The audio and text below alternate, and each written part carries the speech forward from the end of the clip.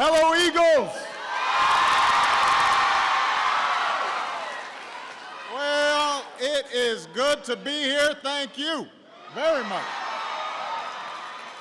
It's great to be back in Virginia. It is great to be here at Greensville County High School.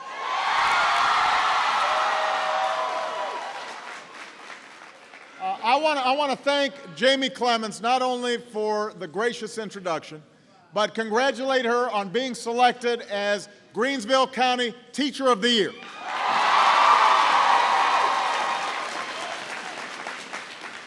We're proud of everything that Jamie's accomplished here at the school, but we also want to thank her for her service in our armed forces.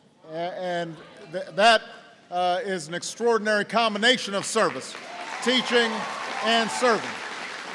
And I know that the students feel very lucky to have her in the classroom. And I like that she's teaching biology, because we need some scientists out there. In addition, I want to acknowledge, first of all, the superintendent of schools, Philip Worrell. Give your superintendent a big round of applause.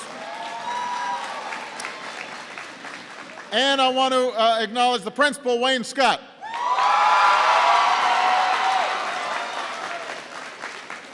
And finally, I want to thank your mayor, Mr. Sam Adams, for being with us here today. Now, some of you may have heard we're taking a little road trip at the beginning of this week. The RV is a little bigger than most. We've got it parked outside.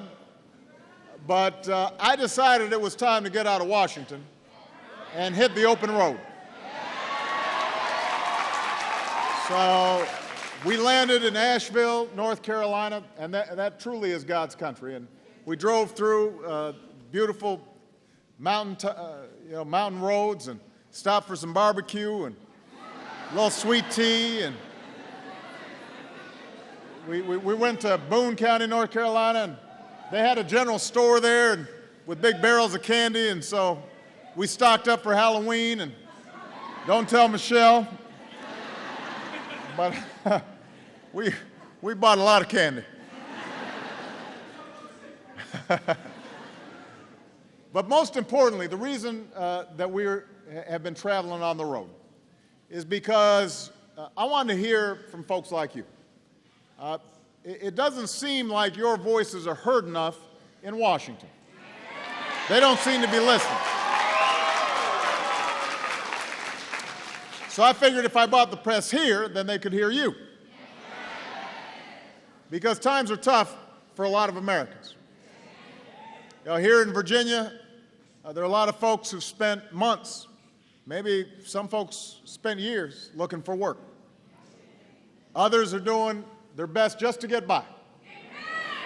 Maybe they're giving up going out to a restaurant. They just can't afford it. They got to save on gas. End of the month, they're worried about making the mortgage payment. Some people are postponing retirement to make sure that their children can go to college. Hours have been cut back.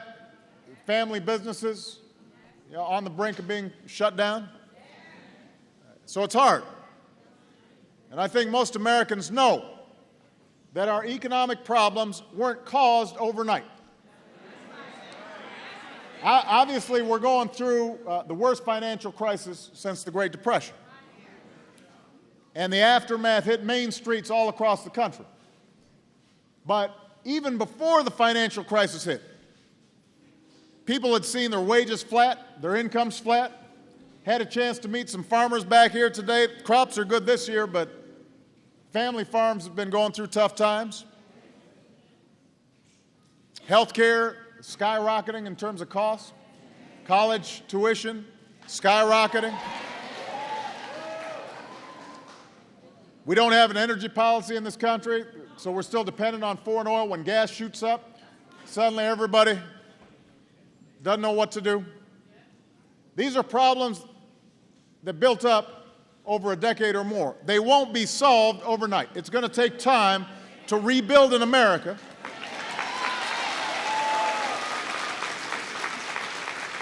to rebuild an America where hard work is valued and responsibility is rewarded, where people don't feel like they've got the deck stacked against them, where everybody is getting a fair shot and everybody is contributing their fair share.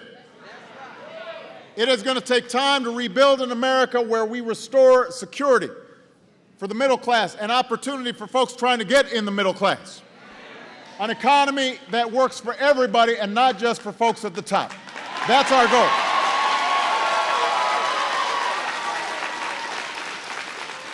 And it will take time to rebuild an economy that is competitive in the 21st century, that's built to last, one where we can outbuild and outcompete, out-educate, out-innovate other nations, which means we've got to step up on our education. We've got to invest in basic science. We've got to improve our infrastructure.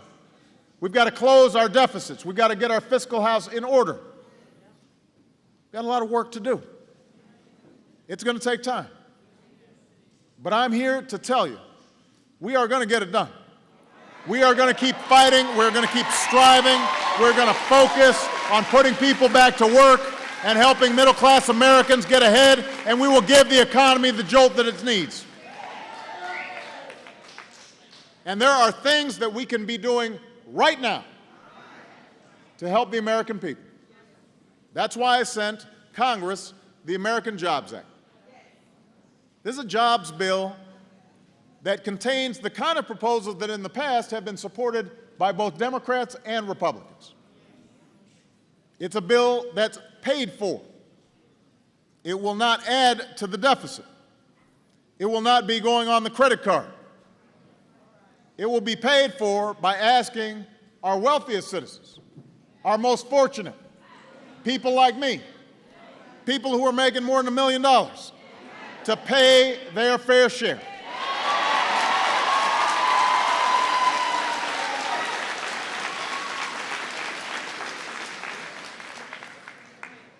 Independent economists have looked at this jobs bill, and they've said it will create nearly 2 million jobs. That's not my opinion. That's not the opinion of folks who work for me.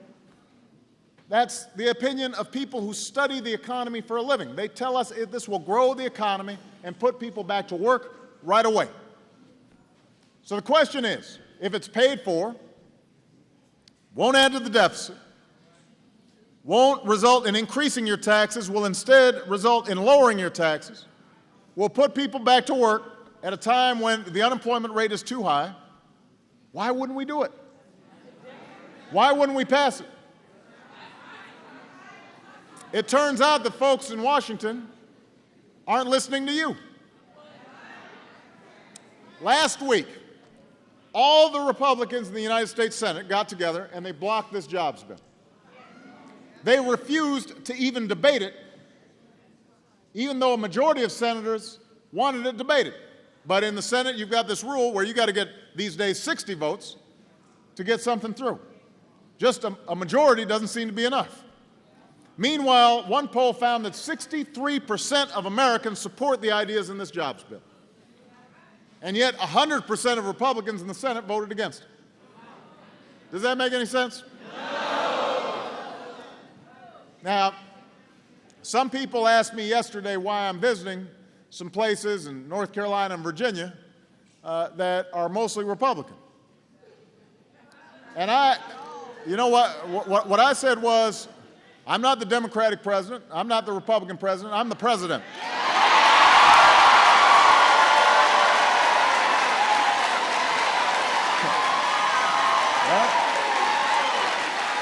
I'm everybody's president. I don't care if you're a Republican or a Democrat. This is not the Republican Jobs Act. This is not called the Democratic Jobs Act. This is the American Jobs Act. And everybody will be better off if we pass it. Now, in fairness, let me say that after I sent Congress the American Jobs Act, Republicans decided, well, we better put out our own Jobs Act. So they started out calling it the real American Jobs Act. That's what they called it. So they don't get points for originality. But let's examine what was in this Jobs Act. I said, let's see what you've got. As it turns out, the Republicans' plan boils down to a few basic ideas. And these are ideas we've heard before. They said, we're going to lower taxes for the wealthiest Americans and corporations. We're going to gut environmental regulations. We're going to drill more. We're going to let Wall Street do what they were doing before we got into this mess. And we're going to repeal health care reform. All right, now, that is a plan, but it's not a jobs plan. That's a plan, but it's a plan to go back to doing the exact things that we were doing before we had a financial crisis that put so many people out of work. Why would we think that it would work now? I mean, let's do a little comparison shopping here. Let's kick the tires a little bit on each plan. Republican plan says that the only thing that's standing between us and full employment are laws that keep our companies from polluting our air and our water. My plan says, let's put teachers back in the classroom. Let's put police and firefighters back on the job. Let's hire construction workers to rebuild America. Let's put our veterans back on the job. Their plan says we'd be better off if we kick the 30 million Americans who are slated to get health care off the rolls. So that young people, for example, who are already getting health insurance by staying on their parents' plan, they'd be out of luck. I don't know how that will contribute to creating jobs. Our plan says we're better off if we give a tax cut to virtually every small business and every worker in America. That's in the American Jobs Act. Their plan says, let's go back and let Wall Street do exactly what they were doing before the financial crisis. Let's roll back all the Wall Street reforms that we fought tooth and nail to pass over the objections of lobbyists and special interests in Washington.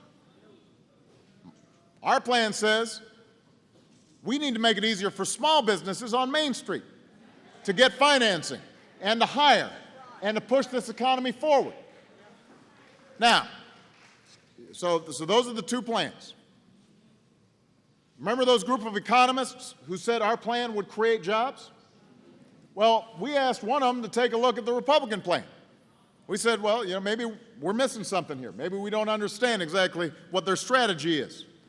So we asked independent economists, please evaluate their plan. And the economist says, well, you know what? This plan would actually cost jobs.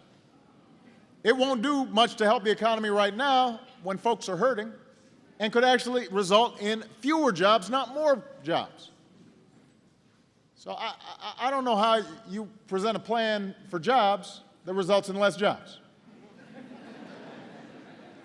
Right? I mean, they didn't call it the American No Jobs Act. So the question is, Virginia, do you want a plan that results in dirtier air and water for our kids and fewer people on health care and less accountability on Wall Street? Or do we want to keep pushing a plan that puts more teachers in the classroom, more construction workers rebuilding our schools, tax cuts for small business owners and working families? That's the choice that we face. And I'll let you decide which plan is the real American Jobs Act. I just want to be clear. I want desperately to work with Republicans on ways to create jobs right now. Think about it. Nobody is more interested, other than the folks who are actually out of work, than me in seeing this economy growing strong. I'm open to any serious idea that is presented to create jobs. Just last week, Congress passed a bipartisan trade deal with Korea that will allow us to sell more American goods overseas, create more jobs here. My attitude is we're buying a whole lot of Hyundais and Kias. I want to see some Koreans buying some Fords and Chryslers and Chevys.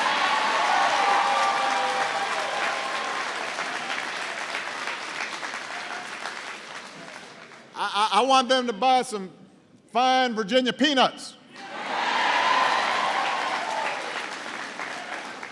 I know they use peanuts over there, but I'll bet they're not as good as Virginia peanuts.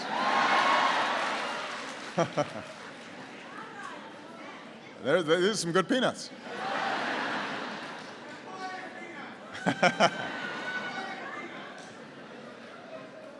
So that's the kind of progress on our economy that we can keep on making, but to do so, we've got to stop playing politics all the time. We can't just try to satisfy one wing of one party. We've got to pull together, focus on creating jobs and helping the middle class right now and helping people get into the middle class. So, what I decided was, let's give Congress another chance. We're going to give them another chance to listen to you, to step up to the plate, to do the right thing. We will give them another chance to do their jobs so that you can keep your job or get a job.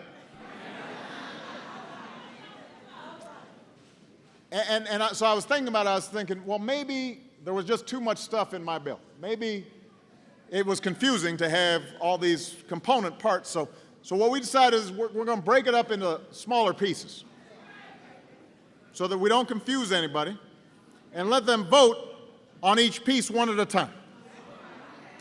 That way you can be crystal clear on where everybody stands on the different components of the American Jobs Act. So the first vote we asked Congress to take is scheduled for later this week. And it's a vote that is going to put hundreds of thousands of police back on the beat and firefighters back on the job and teachers back in the classroom where they belong.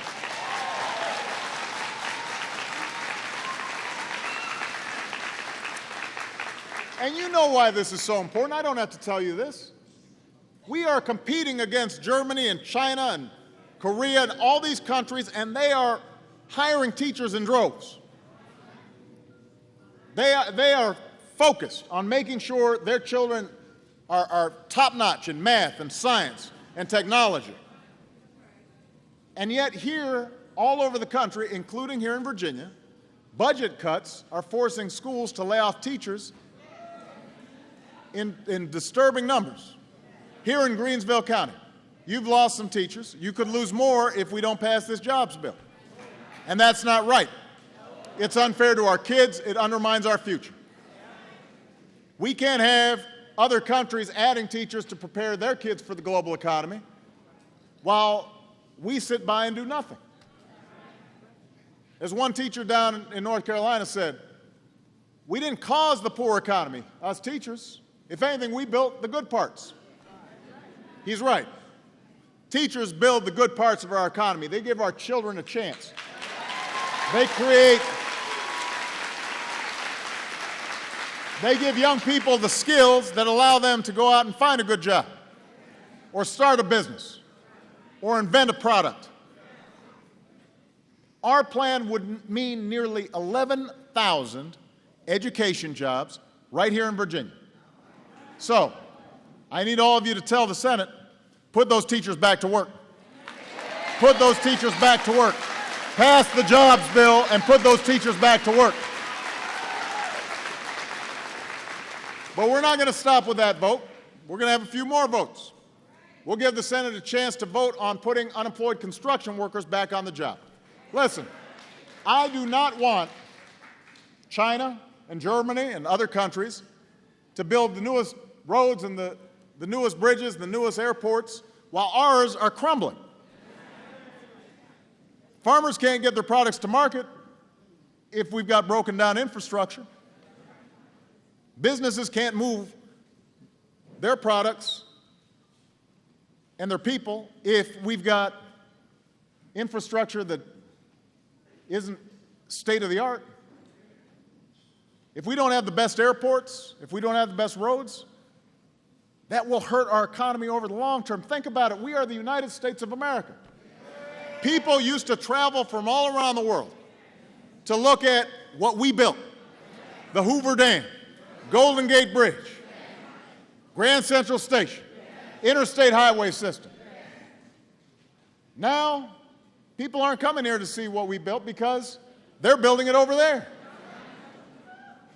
So what we said was, well, American Jobs Act, let's put those construction workers back to work. Let's rebuild and make sure our bridges are safe and our roads are safe and our airports are state of the art.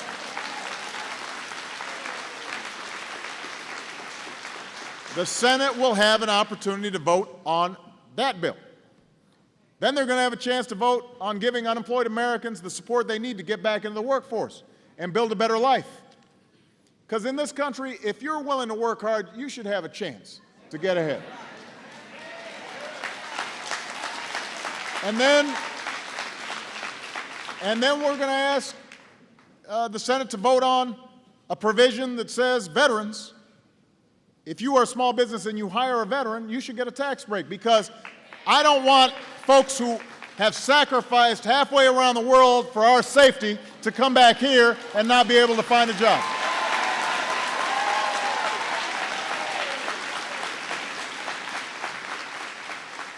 And then we're going to ask the Senate to pay for it by making sure that folks like me are paying their fair share.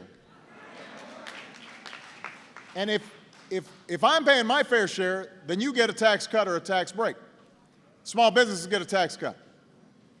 And I have to say, you know, there's been a lot of misleading information about this. So let me just be perfectly clear here. Let me be painfully clear, just in case anybody asks you about it. What we are proposing is that the payroll tax cut that we passed in December gets extended, gets expanded, and that will mean an extra $1,500 in your pocket compared to if we do nothing. If we don't pass this bill, your taxes will go up by $1,000 for the average family. I know everybody says, I don't want that. And to pay for it, people like me can afford to pay a little bit more. Now, understand, we're talking about the top 1-2% of people at the very top of the income scales. And we can afford it. We don't need a tax cut. We didn't ask for a tax break. You've got corporations who are getting special deals on their tax codes. They don't need a special deal. Let's give a good deal to hard-working men and women who are out there struggling to make ends meet.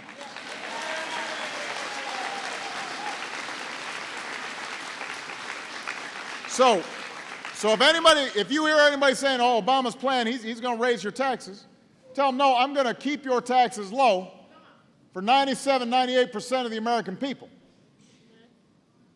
For the top 1-2%, you'll go up a little bit, but you can afford it. You can afford it. A fair shot for everybody, a fair share from everybody. So those are the choices that the American people are going to have to face. And those are the choices that the members of Congress are going to have to face in the coming weeks. And if they vote against taking steps that we know will put people back to work, they're not going to have to answer to me, they're going to have to answer to you. They're going to have to come down to Virginia and tell their kids why they can't have their teachers back. They're going to have to look those construction workers in the eye and say why we shouldn't rebuild America. They're going to have to explain to working families why their taxes are going up, while the taxes of well-to-do people keep on going down. So that's where you come in. I need your voices heard. I need you to give Congress a piece of your mind. Tell these members of Congress they're supposed to be working for you, not working for special interests, not working for campaign contributions. They're working for you, the American people. And they need to deliver, because they're not delivering right now. You've got to get on the phone.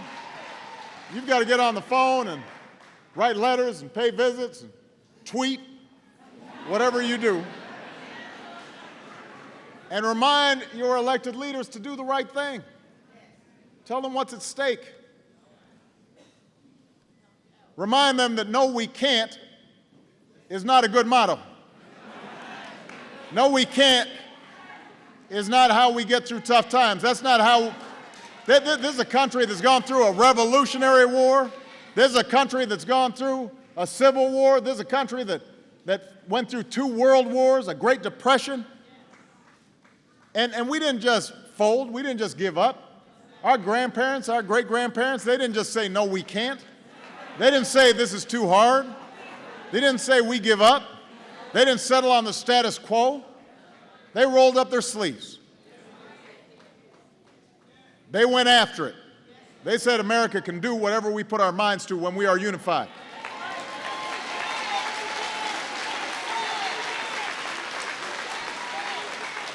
President Kennedy didn't look up at the moon and say, oh, that's too far, we can't go there. He said we can make it. And we did.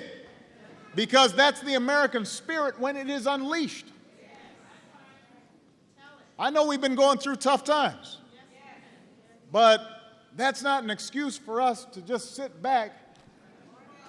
That should be a motivation for us to try that much harder. There are too many of our fellow Americans who are hurting too bad for us to just sit by and do nothing. Now's the time for us to act. Now's the time for us to say, yes, we can. We don't sit back and do nothing when things aren't right. We set our minds to it and we fix it. We make things work. We stick with it. And that's the spirit we've got to bring right now. So I just want to say to all of you, Virginia, I hope and I pray that all of us can get together and stay focused on what it takes to continue to make this a great nation. I don't want us to be playing politics all the time. I want us to meet this moment. I want us to get to work, and I want us to show the world once again why the United States of America is the greatest nation on earth. Thank you. God bless you. God bless the United States of America.